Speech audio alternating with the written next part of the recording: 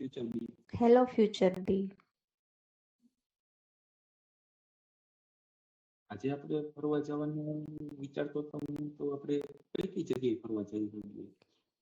ફરવાલાયક સ્થળોમાં જોઈએ તો ગુજરાતમાં ઘણા બધા ફરવાલાયક સ્થળો આવેલા છે,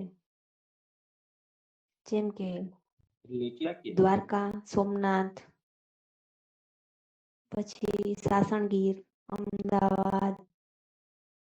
અમદાવાદમાં પણ ઘણી બધી જગ્યા છે. તમે હા એમ નહીં, હું જ્યારે દ્વારકા ગયો હતો હા તો ત્યાં ટ્રાફિક વધારે હતો, ને પછી પાછો હા સોમનાથ ગયો તો ત્યાંય ટ્રાફિક વધારે. તો માણસો આપણે હા ત્યાં ફરવા જવાનું હોય ત્યાં માણસો પણ ભીડ પણ બહુ વધારે હોય. એનું કારણ? હા, કેમ કે ફરવાલાયક સ્થળો જે હોય ત્યાં તો સ્વાભાવિક છે કે ભીડ તો હોવાની જ છે. કેમ કે બધાને દ્વારકા છે તો ત્યાં કૃષ્ણ ભગવાનનું મંદિર છે, બધાને દર્શન કરવા હોય. સોમનાથ પણ હા, 12 જ્યોતિર્લિંગમાંનું એક જ્યોતિર્લિંગ છે, એટલા માટે. એક દિવસ આપણે સુરત બાજુ ગયા તો સુરતની અંદર આપણે જે હીરા બજાર છે બિઝનેસ સેન્ટર, એની હા મુલાકાત લઈએ ત્યારે. હા, સાચી વાત છે. સુરતની અંદર એ ફરવાનું સારું. હા, એમ જોઈએ તો ગુજરાતના જુદા જુદા જેમ કે આપણે જોઈએ તો દરેક જિલ્લામાં ઘણા ફરવાલાયક સ્થળો હોય છે. અમુક પ્રખ્યાત હોય છે કે જેને બધા લોકો જાણતા હોય છે. તમે જાણો છો એના વિશે? આપણે ગુજરાતની અંદર આપણે જોવા જઈએ તો સોમનાથનું મંદિર છે એ બહુ સારું છે. હા, એટલે એ ગીર સોમનાથ જિલ્લામાં આપણે જોઈ શકીએ કે ત્યાં સોમનાથનું ફરવાલાયક સ્થળ છે. પછી જોઈએ તો મોરબીમાં ઝૂલતો પુલ છે.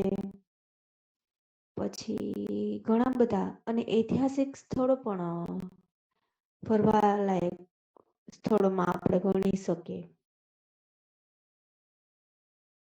જે આપણે અમદાવાદની અંદર આપણે સીદી સૈયદની જાળી છે, પછી જુમ્મા મસ્જિદ છે, જાજુ બધું છે. હા, જાજુ બધું છે. પછી રાજકોટ, જુનાગઢ, આપણે એક જિલ્લો લઈએ તો એક જિલ્લાની અંદર પણ આપણને ઘણા બધા સ્થળો મળી શકે કે આપણે જ્યાં જઈ શકીએ. પછી આપણે ભાવનગર બાજુ જઈએ તો હા ભાવનગરની અંદર આપણે નિષ્કલંક મહાદેવનું મંદિર છે, ત્યાં મેળો ભરાય તો મેળામાં પણ બહુ મજા આવે.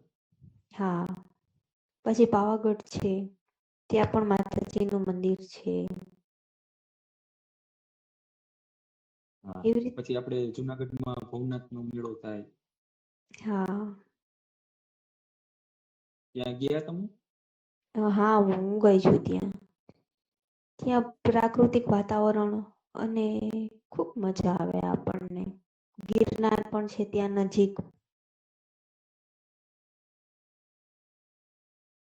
હા. પછી બીજી કઈ કઈ બીજે જગ્યાએ? એક તો આબુ અંબાજી છે. પછી પાવાગઢ, ચોટીલા છે, જુનાગઢમાં ભવનાથ, ગિરનાર છે. ઘણા બધા સ્થળે હું જયેલી છું. પછી તમને ખબર હોય તો આપણે ગાંધીનગરમાં અક્ષરધામનું મંદિર છે, ખબર હોય તો. હા, ખ્યાલ છે. હા, એ પણ બહુ સુંદર છે. પછી હા, હું પણ ત્યાં ગયો તો. બહુ સારું અને સુંદર વાતાવરણ છે, શાંતિમય વાતાવરણ છે. હા. પછી તમે કચ્છ બાજુ ગયા છો ફરવા?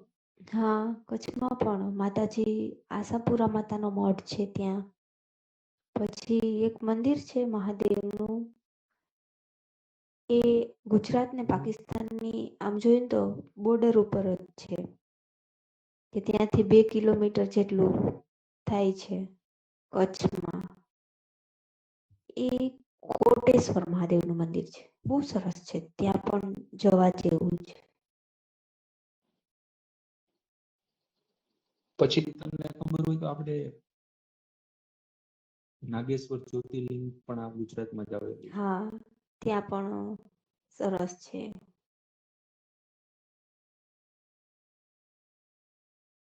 એમ જોવા જઈએ તો દ્વારકાની આજુબાજુના ઘણા સ્થળો છે. એટલે આપણે એક દિવસનો પ્લાન બનાવતો હોય ને ફરવા જવા માટે, તો આપણે ઘણા બધા સ્થળો એક દિવસ માટે લઈ શકાય.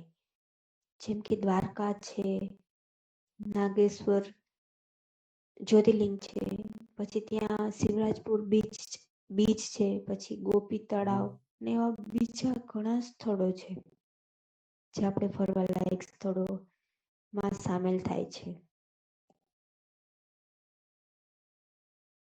પછી એકવાર અમે ફરવા ગયા હતા ને તો અમે અહીં ઘરેથી નીકળ્યા રે. હા પછી ત્યાંથી સોમનાથ ગયા, સોમનાથથી દ્વારકા ગયા, પછી દ્વારકાથી ચોટીલા ગયા, ચોટીલાથી મોગલધામ ગયા. આખા હા રસ્તાની અંદર આપણને જે રોડ રસ્તો ને એ બધું બહુ સારું છે અને મજા જ આવે રાખે, કેમ કે ફેમિલી મેમ્બર ને બધા ભેગા હોય એટલે ટાઈમ તરત વયો હા જાય ને ફરવાની પણ મજા આવે. હા, સાચી વાત છે. તમે ક્યાં ગયા ફરવા? હા, હું પણ ઘણી જગ્યાએ ફરવા ગયેલી છું. જેમ કે એટલે હું તો મોટે ભાગે મને છે ને ધાર્મિક સ્થળોએ જવાનું વધારે પસંદ છે. એટલે મેં એવા સ્થળોની જ વધારે મુલાકાત લીધી છે. એટલે તમારો કઈ રસપ્રદ કિસ્સો છે ફરવા ગયા હોય ને કઈ એવું હોય કે જે તમને હજી સુધી યાદ હોય? એવું રસપ્રદ કિસ્સામાં તો એવું કે અમે અંબાજી ગયા હતા ત્યારે એના અ, એનો રસ્તો ખૂબ જ આમ વળાંકવાળો ને એવો બધો હોય છે, એટલે આપણને ડર લાગે કે હમણાં પડી જાશું એવો ડર લાગે. એવું રસપ્રદ કિસ્સામાં તો કંઈ ખાસ નથી, પણ મતલબ આમ મજા આવે આપણને, રોમાંચક સફર કહી શકાય એવું અનુભવ થયેલો હા, છે. મારો રસપ્રદ કિસ્સો શું છે કે હું એકવાર જુનાગઢના મેળામાં ગયો. હા તો જુનાગઢ મેળામાં ગયો ને તો ત્યાં ટ્રાફિક એટલી જામ હતી ને કે આપણે 3 થી 4 કિલોમીટર સુધી તો હાલવું પડે, બોલો. હા ને પછી ત્યાંથી આગળ વધતા જાય તો ટ્રાફિક એટલું વધતું જાય કે આપણે હાલી પણ ન શકીએ એટલું ટ્રાફિક છે. હા ને પછી ત્યાં તમને સાચી ખબર વાત હોય છે. તો રવેડી નીકળે. હા, શોભાયાત્રા. હા, શોભાયાત્રા નીકળે એમાં એટલું માણસ ભેગું થાય ને કે આપણું મગજ બંધ હા કરી દે યાત્રા. હા, એ મેળો કઈક એટલે એવી ઘણી બધી જગ્યાઓ. 3 દિવસનો મેળો હોય છે શિવરાત્રીનો.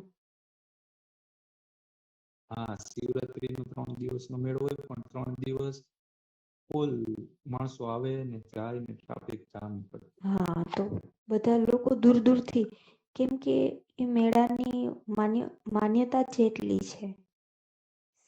શિવરાત્રીનો મેળો છે, પછી લીલી પરિક્રમા છે, એમાં લોકો ક્યાંય ક્યાંયથી પરિક્રમાનો લાભ લેવા માટે આવતા હોય છે. હા, પછી તમે આદરી મંદિરનું નામ સાંભળેલું? હા ત્યાંનું વિશે કેવું? હા, મેં સાંભળેલું છે. ત્યાં માતાજીનું મહાકાળી માતાજીનું મંદિર છે અને બહુ સરસ જગ્યા છે અને બાજુમાં